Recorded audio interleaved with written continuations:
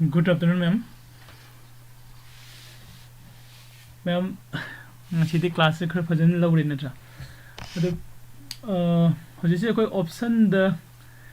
class se continue sum torok boy na koi gi option da koi gi kana se. Agi option da seller oina changbaga aduga buyer oina changbaga. Adi akoi na seller oibaga buyer oibaga se karambani hena better oigi chine. Ko mayam hangna rai se. Karamna hai option buyer na faye karamna hai option seller na faye. Karamna phage yengsi ko. Karamna phabano yengse adu animak aise seller khakhtang natraga buyer khakhtang oiba natana. Buyer su seller su one time na pulak oiba yabra su yengsi ko. Okay. Adi anima oiba de laisina kaigeno kanda aise buyer oiraga na faye haiba ma yawre khalasi seller oiba na faye haiba ma yawre khalasi adu de aise buyer su seller su anima oiraga di anima pharani natra. Hai bisi gi kana sida topic sida khoi yengse first da khoi example da E haiba nupa ma ko mase option buyer ne kana seller ne lower si A se option seller ne A se na kai doge hai kanda mase option se sell taweba ko man option se sell tawre option se kadai dagi kamai tawraga sell tawino kari da sell tawi yeng si ko nifty bank sida mana rupa chama da sell tawre ko magi unlimited risk cyber man aiba sida 13 lakh cyber yeng si ko sida direct lakh ai ko sida lai ni nifty bank sida lai ko nifty bank sida option da jang ji hoji lai se magi strike price 36500 se lawrage ko 36500 masi ki march ki sim lawrage natraga april gi lawrasu kaisu kaide ko april gi lawrs april gi option je ene khale sigi phedi market se na ki down se turi ado ita di call option je sell tawge khale ko aina sell taw sanga kanda site leire mi se kya no price hai ama tara sa lising tara lakh la amaga lising manga ko lising yang khai chumbro 1.5 lakhs ko aina 25 quantity sell taw matam da ai pocket ge chat tuise ko okay ado ina ba si buy taw ragadi buy taw de kya no 26673 okay the buyer ga seller ga sida khona first u fangi se kaino seller ragadi koi ai gi require margin se khar chawre buyer orga na khar pick ge happy de khange natra adu gi hisab tu da khoi la se nasai gi si si de la isi da khoi na quantity se 100 quantity lawre khalo 100 quantity lawragadi 6,03,046 soin tagare ko okay adu asai ko ne se si example da 100 te lawre khalasi soi muk tare khalasi si gi pull up se aina risk law duini ba ko aisina seller ragadi se gi risk ne ai maximum risk se ko unlimited ne hai ko unlimited means sini belai isi adu maximum reward ti kaya oi dinu ngasai na 100 ta ko 100 te lai gibane ko 100 te lai gibane 200 quantity ni ko 100 te low gibane 200 quantity ni adu di 100 sidagi aina sell to wise kaino price tara ku matam da sell to bune sida ina sai matam da gi call gi price lupa kana pyramid khalasi kom hedi 800 kuma pyramid khalasi natragana sida 100 pyramid khalo haidaraga sida 0 de loisile khalo adu bawda aina seller sina phangdu se kaino 100 rupees to magi maximum profit ne ko per share da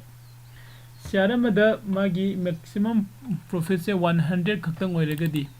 200 shares da di magi profit se maximum magi profit se 220,000 khaktani yani ko ma'am aduna ngasai gi seller oina khoni entry torakanda haire se magi reward se maximum reward se to 20,000 oi means limited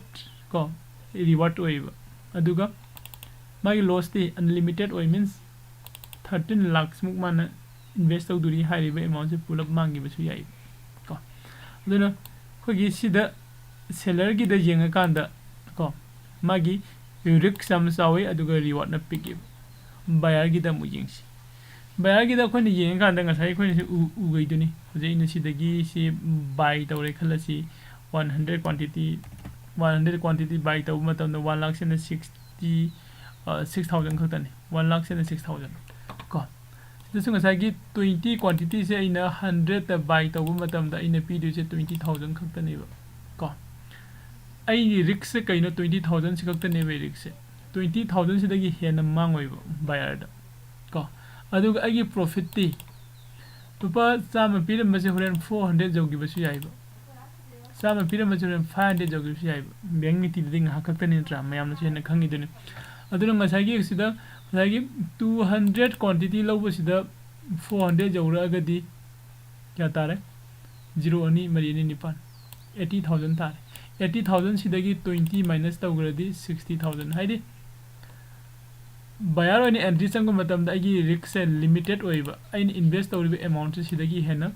loss oiroi aduga agi reward ti unlimited oiba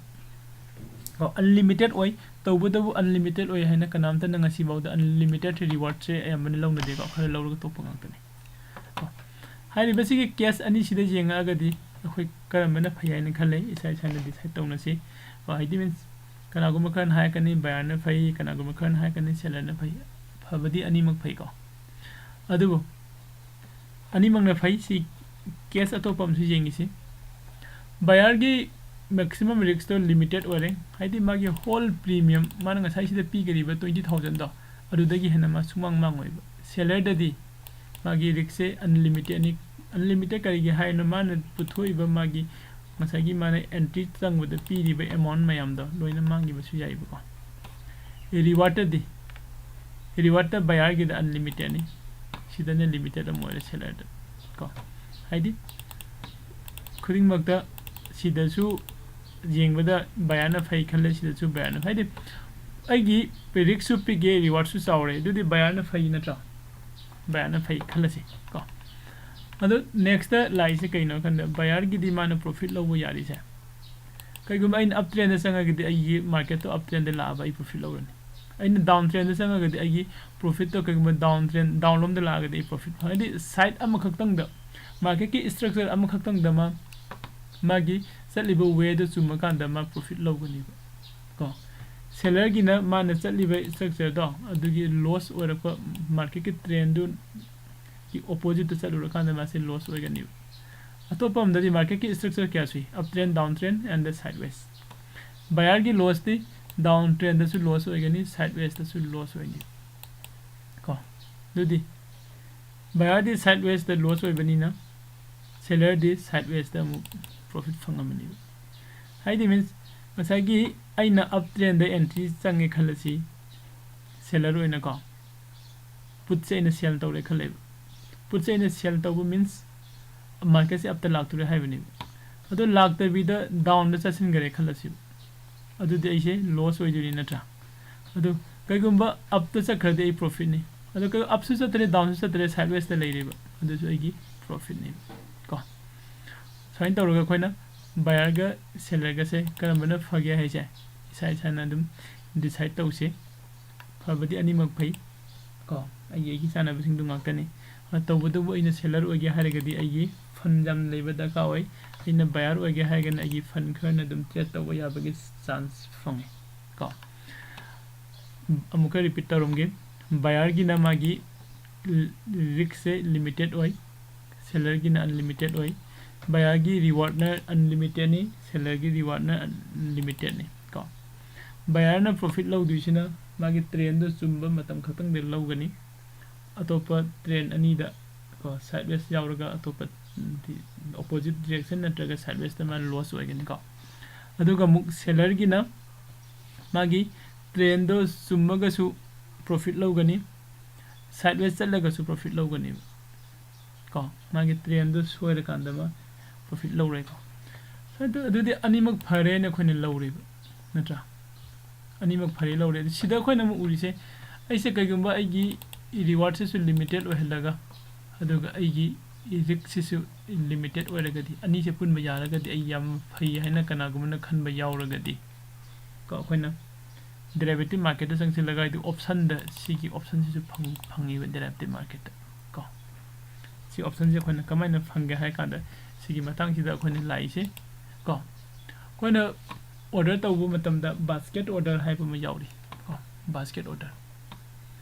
ꯑꯣꯔꯗꯔꯁꯦ ꯖꯦꯔꯣꯗꯥꯗ ꯐꯪꯉꯤꯀꯣ ꯑꯗꯨꯒ ꯑꯇꯣꯞꯄ broker ꯀꯩꯅꯣꯁꯤꯡꯗ ꯑꯌꯥꯝꯕꯅ ꯐꯪꯗꯦ ꯖꯦꯔꯣꯗꯥꯗ ꯑꯩꯈꯣꯏ ꯑꯣꯔꯗꯔꯗ ꯆꯪꯉ ꯃꯇꯨꯡꯗ ꯉꯁꯤ ꯑꯩ ꯇ꯭ꯔꯦꯠ ꯇꯧꯗꯦꯀꯣ ꯃꯌꯥꯝ ꯀꯩꯒꯤꯅꯣ ꯉꯁꯤꯁꯦ 31 ꯃꯥꯔꯆꯅꯦ ꯑꯔꯣꯏꯕ ꯆꯍꯤꯅꯤ ꯑꯩ ꯔꯤꯛꯁ ꯂꯧꯅꯤꯡꯗꯦ ꯑꯗꯨꯒꯤ ꯉꯁꯤ ꯇ꯭ꯔꯦꯠ ꯇꯧꯗꯦ ꯖꯁ ꯑꯩꯒꯤ ꯁꯤꯗ ꯍꯣꯜꯗꯤꯡꯗ ꯊꯝꯕ ꯈꯔ ꯈꯤꯇꯪ ꯑꯗꯨ ꯈꯛꯇꯪ ꯁꯦꯟꯅꯔꯒ ꯈꯔ ꯌꯦꯡꯉꯒ ꯑꯗꯨꯝ ꯂꯩꯀꯣ ꯑꯗꯨ ꯑꯣꯔꯗꯔꯗ ꯂꯥꯛꯑꯀꯥꯟꯗ ꯕꯥꯁꯀꯦꯠꯁꯦ ꯂꯩ ꯕꯥꯁꯀꯦꯠꯁꯦ ꯃꯃꯥꯡꯗ ꯑꯩꯈꯣꯏꯅ ꯁꯨꯝ ꯄ꯭ꯔꯦꯛꯇꯤꯁ ꯇꯧꯔꯝꯕꯩ ꯉꯥꯛꯇꯅꯤ ꯁꯤꯗꯤ ꯃꯨꯊꯠꯈꯤꯕ ꯌꯥꯔꯦꯀꯣ ꯑꯗꯨ ꯕꯥꯁꯀꯦꯠꯀꯤ ꯀꯥꯟꯅꯕꯁꯤꯁꯨ ꯌꯦꯡꯁꯤꯕ ꯕꯥꯁꯀꯦꯠꯀꯤ ꯀꯥꯟꯅꯕꯁꯤ ꯀꯩꯅꯣ ꯍꯥꯏꯀꯥꯟꯗ ꯑꯩꯈꯣꯏꯅ ꯋꯥꯟ ꯇꯥꯏꯝꯗ ꯇ꯭ꯔꯦꯠ ꯃꯌꯥꯝ ꯑꯃ ꯑꯣꯔꯗꯔ ꯇꯧꯅꯤꯡꯉꯤꯕ ꯀꯣ ꯋꯥꯟ ꯇꯥꯏꯝꯗ ꯇ꯭ꯔꯦꯠ ꯃꯌꯥꯝ ꯑꯃ ꯑꯣꯔꯗꯔ ꯇꯧꯅꯤꯡꯕꯗꯣ ꯑꯗꯨꯒꯤ ꯃꯇꯝꯗ ꯑꯩꯈꯣꯏ ꯕꯥꯁꯀꯦꯠꯁꯦ ꯁꯤꯖꯤꯟꯅꯕ ꯌꯥꯏ ꯀꯣ ꯑꯗꯨ ꯉꯁꯥꯏꯒꯤ ꯑꯩꯈꯣꯏꯅ ꯕꯥꯌꯔꯁꯨ ꯑꯣꯏꯕ ꯁꯦꯂꯔꯁꯨ ꯑꯣꯏꯕ ꯑꯅꯤꯃꯛ ꯑꯣꯏꯔꯒ ꯑꯩ ꯇ꯭ꯔꯦꯠ ꯆꯪꯕ ꯍꯥꯏꯁꯦ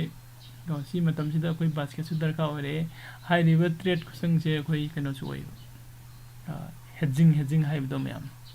ꯑꯗꯨꯅꯤꯀꯣ ꯑꯗꯨ ꯑꯩꯈꯣꯏꯅ ꯍꯦꯗꯖꯤꯡꯒꯤ ꯀ꯭ꯂꯥꯁꯁꯦ ꯂꯥꯛꯇ꯭ꯔꯤꯉꯩ ꯀꯥꯟꯗ ꯕꯥꯁꯀꯦꯠꯁꯦ ꯀꯃꯥꯏꯅ ꯁꯤꯖꯤꯟꯅꯒꯗꯒꯦ ꯍꯥꯏꯕꯁꯨ ꯌꯦꯡꯍꯧꯁꯤꯕ ꯀꯣ ꯅ꯭ꯌꯨ ꯕꯥꯁꯀꯦꯠꯁꯦ ꯆꯪꯉꯅꯤ ꯀꯣ ꯁꯄꯣꯁ ꯑꯩꯅ ꯁꯤꯗ 31 ꯃꯥꯔꯆ ꯍꯥꯏꯅ ꯏꯔꯦ खꯜꯂꯁꯤ ꯀꯣ 31 ꯃꯥꯔꯆ ꯀ꯭रिꯌꯦꯠ ꯇꯧꯔꯦ नत्रा से सिदैना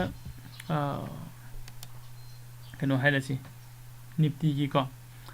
17,500 हाइरसी निफ्टी की 17,500 सीई से इना बाय तौरेबा लोड अंक बाय तौरेबा सी तारे नत्रा दे अतोपा मना सी प्राइस क्या नो मैं प्राइस सो तौरक्तरबा माने को अदैदि अमुक 32 ने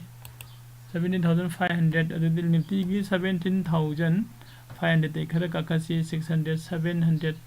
को 650 अदैदा क्या लगी यंगसी को निफ्टी की 650 सीई लुपा मखतंग लैरमे को सिसे अखोइना सेल तौरे खलसी सुमाइना जस्ट एग्जांपल निको आइसे सेल तौरे खलसी को नत्रगना से 17,000 कनो सेल तौरे खलसी 550 सी सेल तौरे सेल तौबसे इना को सिदम पीरे सेल खले अदुगा बायरो सेल आइछु एमआईएस को सेल 1 लाख सेल सिसिने को सी एतौसिले सुमाइना इना बायर सुइबा सेलर सुइबा सिगी ट्रेड सोइना चंग याइ को एग्जीक्यूट तौरगा सी चंग मतमदा आइगी बेनिफिट तो कइनो सागी सिदगी आइगी सेलर द को लिमिटेड रिवार्ड तो लिमिटेड ओइबा रिस्क लिमिटेड ओइबा सी अनिमक से इना लौबो यागनी को अदैदी लॉस ना लिमिटेड ओइगा रिवार्ड ना अनलिमिटेड ओइबा अदुसु लौबो जाय को so this is just sidai na sum et tausin bani koina next ki class dai de koi hedging lak pa yai ko abe hedging se ko ni hedging tau ge hare gadi koina si da ka wari ko gi basket se kamani use tau gane si da ka oi adu basket se ko ni use tau se haire gadi koina hedging tau gi hedging semak matam su yam nungai ko adi sida tools me am yauri analysis yauri sida ko gi ko analysis basket ko sensible gi da हजेना थमिबा कनोसिगी मतुंगिना I sensible न संगबा मतमदा sensible न इंगमदा हाइदिसे एदि analysis की मतुंगिना करी पीरे के यंगसिबा आइना लैरिबा trade से सिसे आइना जि लौबा मतमदा आइगी profit लुपा चाम लिसिंग अमगा चामरी ओबजा आइगी लॉस न सी ओबया हैबि को कदा का आइगी ब्रेक इवन एट एक्सपायरी सिदे सोइदि एक्सपायरी ओइरगदि सुमाइना कोगी एनालाइसिस का कोइना आइदि ट्रेड से संग मतम आई लॉस क्या ओइदिनु प्रॉफिट क्या कनो से प्रॉफिट क्या फंगजुना गाइसे हाना खंगदोगा संग याबगी अदुंबा चांसेस सु लैको हाइरिबसिगी कोइ खंगदोकपसे सी ट्रेड खुयोसे कोने बैलेंसिंग तौबने को हेड साइड से को हेड की क्लास से कोइ मथंगदि यिंगसे को अदो हजिसे कोइ बायर न फै सेलर न फै हाइबसि जेन बै मोहता को आइना खनबदुना सुमे न दम लैबिरो बायर न फै सेलर न फै ꯑꯗꯨꯒ ꯑꯇꯣꯞꯄ ꯑꯃꯅ ꯕꯌꯥꯔꯒꯤ ꯑꯐꯕꯗꯁꯨ ꯁꯦꯂꯔꯒꯤ ꯑꯐꯕꯗꯁꯨ ꯂꯧꯁꯤꯜꯂꯒ ꯑꯅꯤꯗꯣ ꯄꯨꯜꯂꯒ ꯑꯩꯈꯣꯏꯅ ꯍꯦꯖꯤꯡ ꯍꯥꯏꯅ ꯑꯩꯈꯣꯏꯒꯤ ꯁ꯭ꯇ꯭ꯔꯦꯇꯦꯖꯤꯁ ꯑꯃ ꯇꯣꯉꯥꯟꯅ ꯁꯦꯝꯃꯒ ꯇ꯭ꯔꯦꯗ ꯇꯧꯕ ꯌꯥꯏ ꯍꯥꯏꯕꯁꯤꯃꯁꯨ ꯀꯣ ꯈꯪꯖꯤꯟꯁꯤꯀꯣ ꯑꯣꯀꯦ ꯂꯣꯏꯁꯤꯜꯂꯒꯦ